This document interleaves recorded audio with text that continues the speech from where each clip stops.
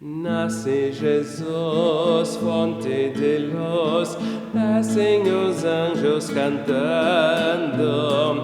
Nasce Jesus, é nossa luz, que as trevas vêm dissipando. Nasce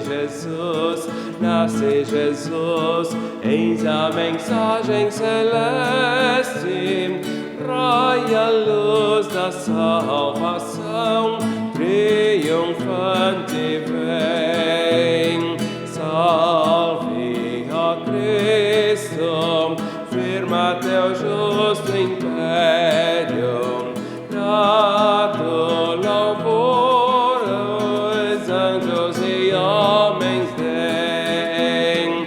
Nasce Jesus, glória a Deus nas alturas, paz na terra, graça e amor, que a todos Deus quer bem. Deus nos amou, Deus nos mandou, Cristo Jesus, Filho amado. Deus nos mandou, Deus encarnou, feito menino deitado. Deus nos amou,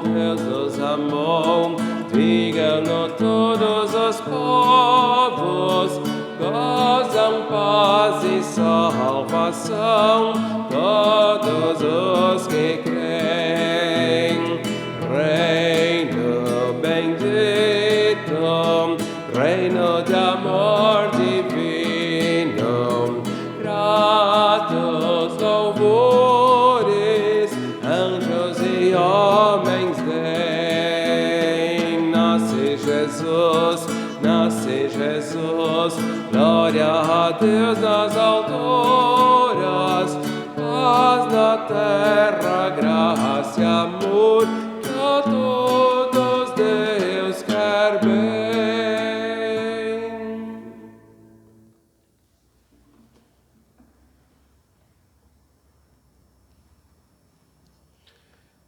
Seja a paz de Cristo o árbitro em vosso coração, a qual também fostes chamados em um só corpo, e sede agradecidos.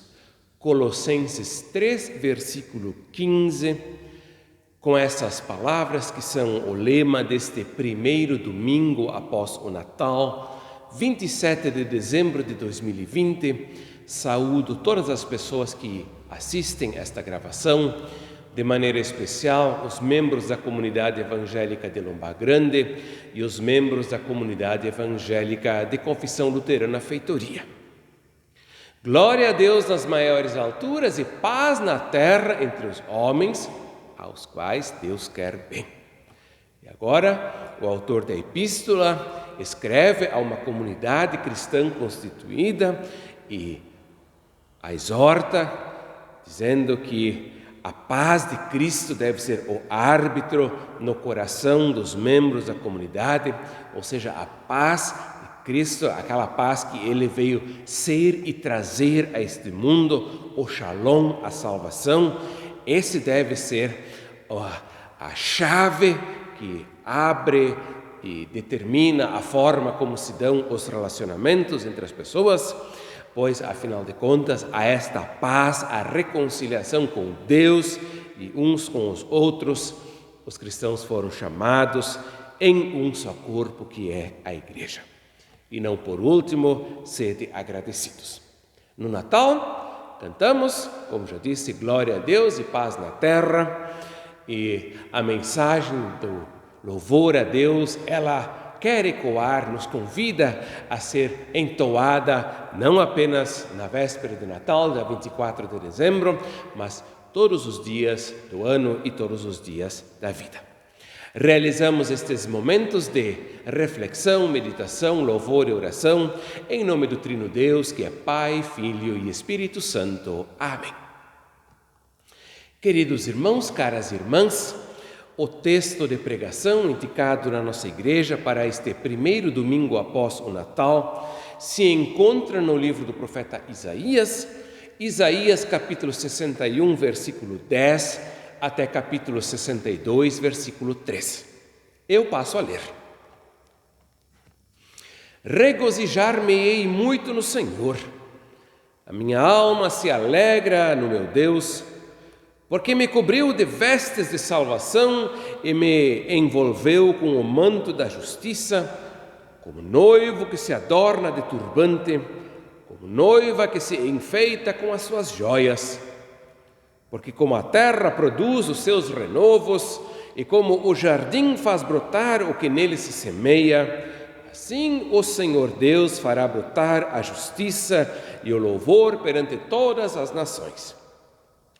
Por amor de Sião me não calarei, e por amor de Jerusalém não me aquietarei, até que saia a sua justiça como um resplendor e a sua salvação como uma tocha acesa. As nações verão a tua justiça e todos os reis a tua glória, e serás chamada por um nome novo que a boca do Senhor designará. Serás uma coroa de glória na mão do Senhor, um diadema real na mão do teu Deus. Até aqui a palavra de Deus. A graça de nosso Senhor Jesus Cristo, o amor de Deus, nosso Pai, e a comunhão do Espírito Santo sejam com o nosso espírito. Amém. Queridos irmãos, caras irmãs, o profeta Isaías, especialmente a partir do capítulo 40, conhecido como o segundo Isaías, em parte também em outros tempos conhecido como o terceiro Isaías.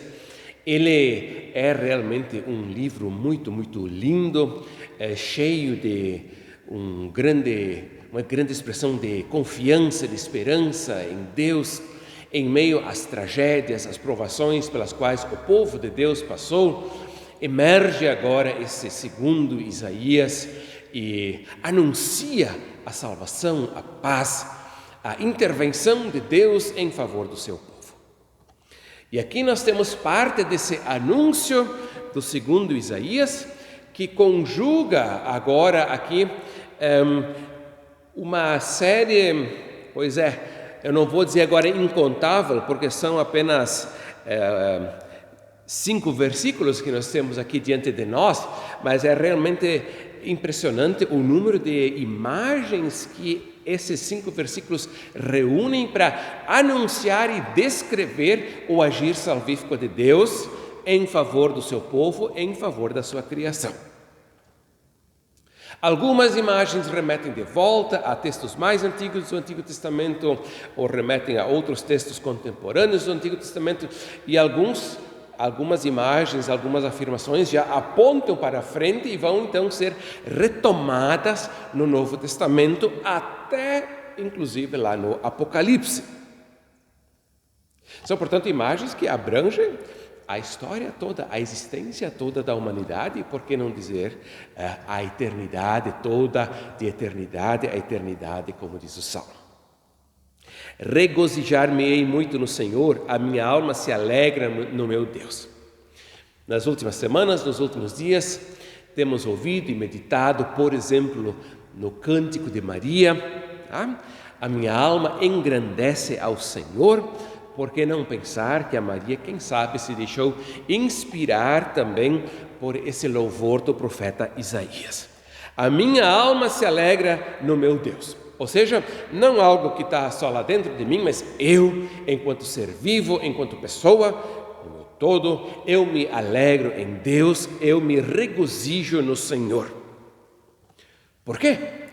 Porque me cobriu de vestes de salvação e me envolveu com o manto de justiça.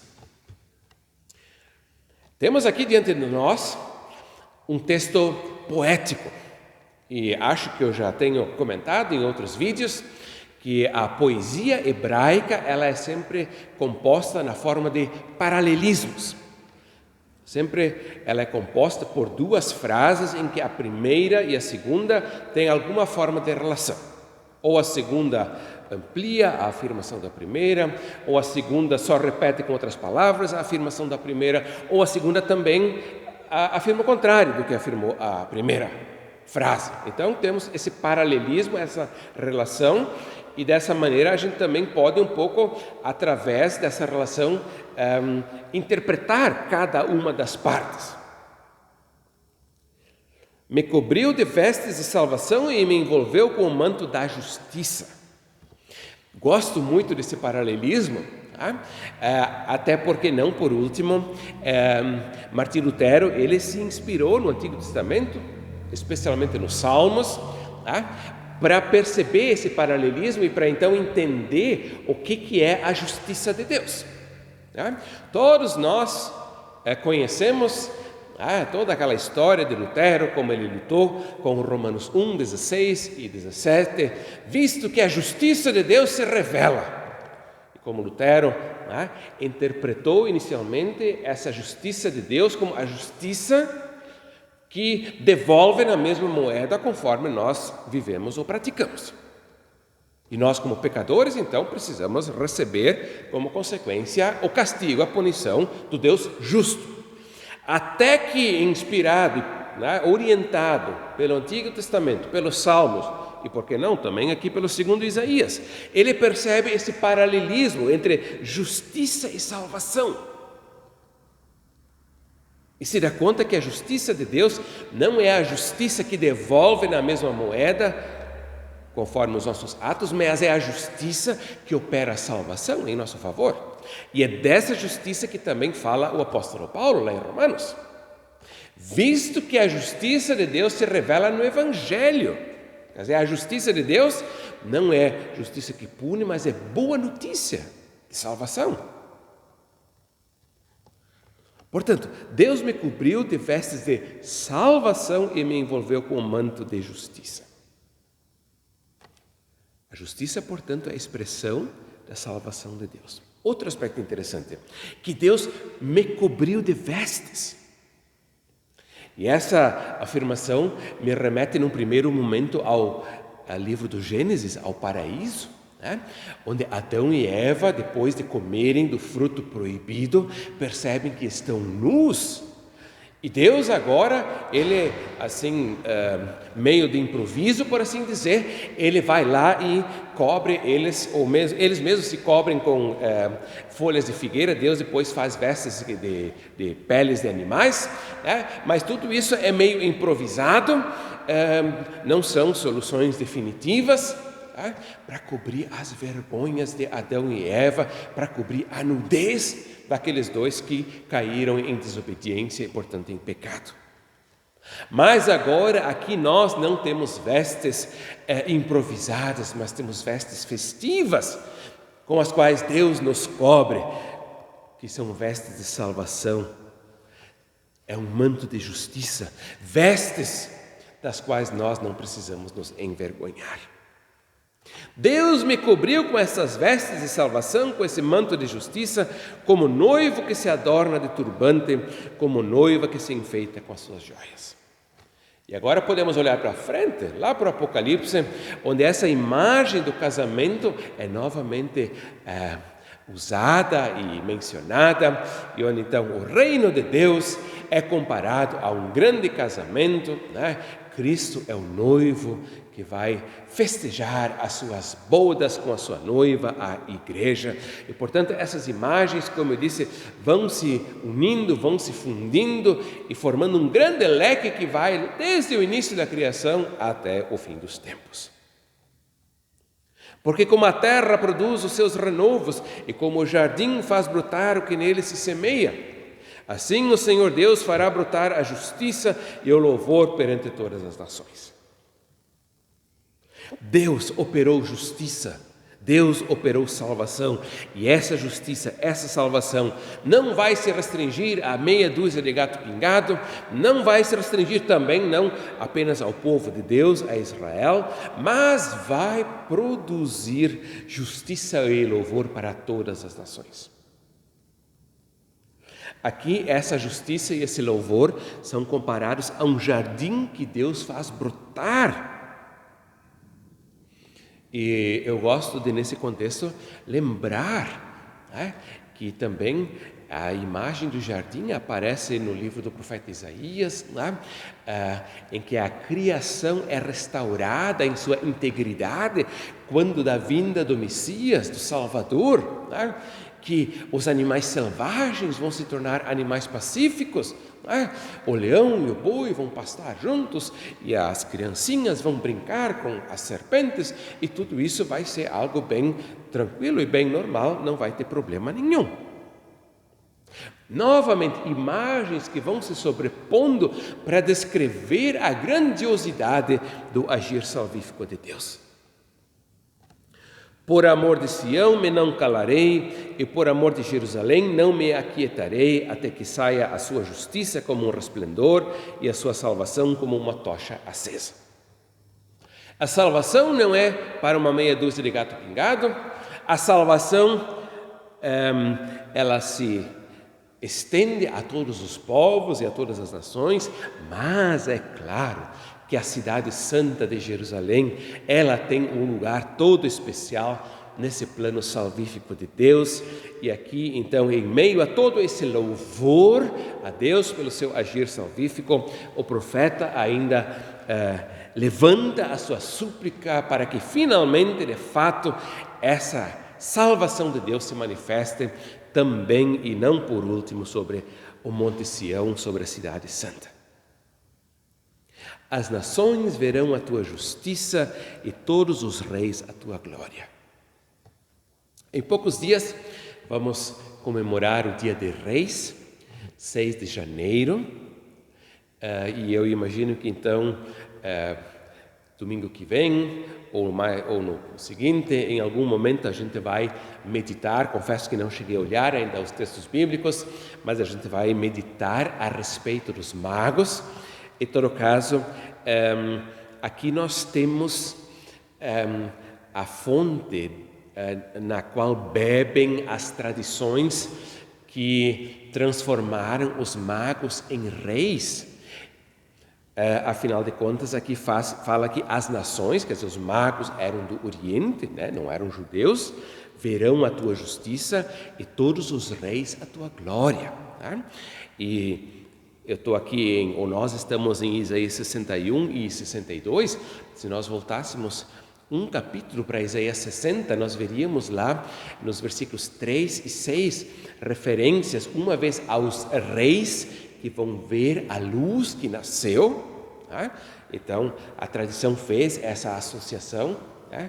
Da luz que nasceu, que é Jesus, dos reis, então conjugou os magos com os reis. E lá em Isaías 66 se diz que eles trazem ouro e incenso. Mirra, pelo que eu me lembro, não é mencionado lá, mas ouro e incenso. Então, por assim dizer, a tradição tinha aqui um prato cheio para transformar os magos em reis. E daí, em função dos presentes, né? Então se diz, isso eram presentes reais que reis davam e que eram dignos de reis, de que reis os recebessem.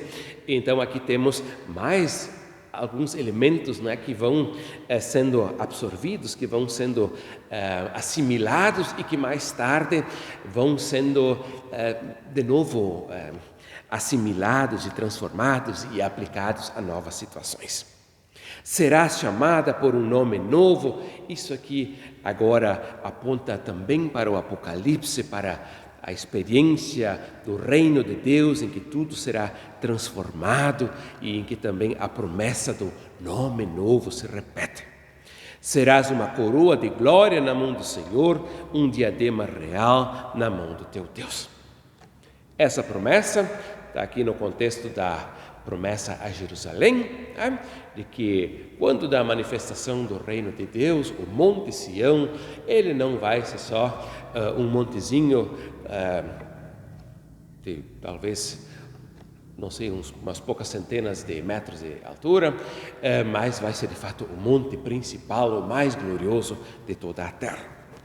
Temos, portanto, aqui um alegre louvor a Deus pelo seu agir salvífico, que se inicia, que abrange desde o início da criação, que perpassa toda a história e que aponta para o fim da história, para a manifestação plena do reino de Deus. E esse agir salvífico, evidentemente, ele se concretiza, ele se torna realidade no menino que nasceu lá em Belém, o rei que nasceu, a luz que nasceu e a quem vêm os povos do Oriente, os magos do Oriente, os reis do Oriente e a quem todos os povos da terra hão de adorar e reverenciar. E a paz de Deus, que excede todo o nosso entendimento, guardará os nossos corações e as nossas mentes em Cristo Jesus, o nosso Senhor. Amém.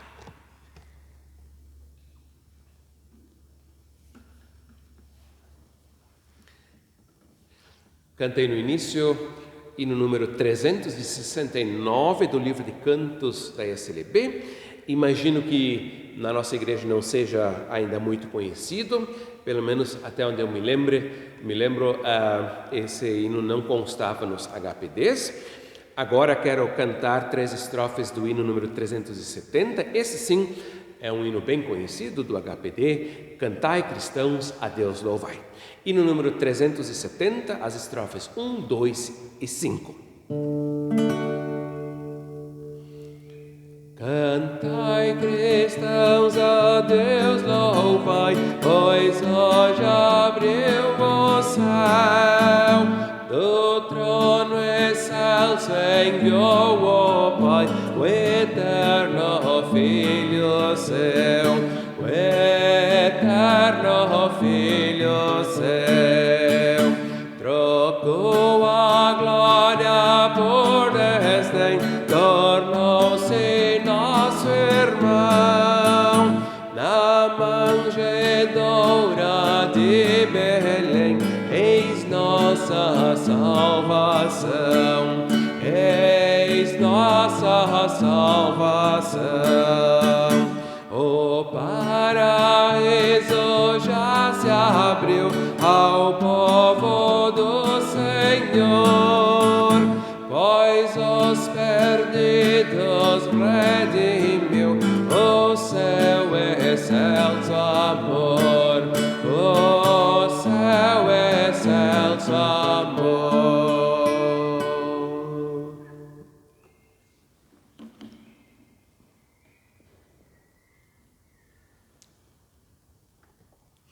Tenho a informar o seguinte aviso: no primeiro trimestre de 2021, que se inicia daqui a alguns dias, dia 1º de janeiro, na nossa comunidade da Lomba Grande, os cultos presenciais vão ser os cultos previstos para o 1º e o 3º sábados de cada mês. Então, agora no último trimestre de 2020, os 2 cultos mensais que tivemos, eles então ocorreram respectivamente no 2º e no 4º domingos.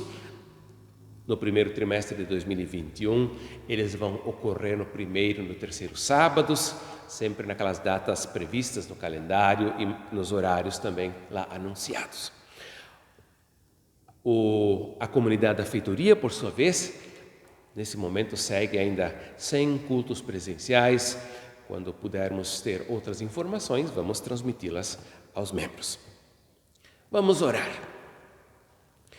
Bondoso Deus, nosso Pai, graças pelo Natal, pela festa do nascimento do Teu Filho, Jesus Cristo, nosso Senhor e Salvador.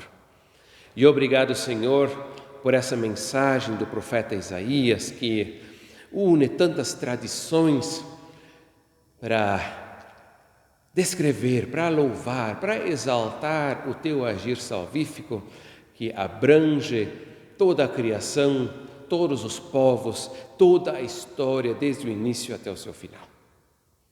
Obrigado, Senhor, mais uma vez pela festa do Natal. Pedimos, Senhor, que a alegria do Natal esteja conosco, não só no dia 24 ou 25 de dezembro, mas todos os dias da nossa vida, e que nessa certeza de que Jesus Cristo, Teu Filho, veio a esse mundo para ser o Emmanuel, o Deus conosco, possamos seguir a nossa vida em paz, alegres, agradecidos, em fé, esperança e amor. É o que pedimos e agradecemos em nome desse nosso Senhor, que nos ensinou a orar. Pai nosso que estás nos céus, santificado seja o Teu nome. venha o teu reino, seja feita a tua vontade, assim na terra como no céu. O pão nosso de cada dia nos dá hoje, e perdoa-nos as nossas dívidas, assim como nós também perdoamos aos nossos devedores. E não nos deixes cair em tentação, mas livra-nos do mal, pois teu é o reino, o poder e a glória para sempre. Amém. O Senhor te abençoe e te guarde. O Senhor faça resplandecer o seu rosto sobre ti e tenha misericórdia de ti. O Senhor sobre ti levante o seu rosto e te dê a sua paz. Amém.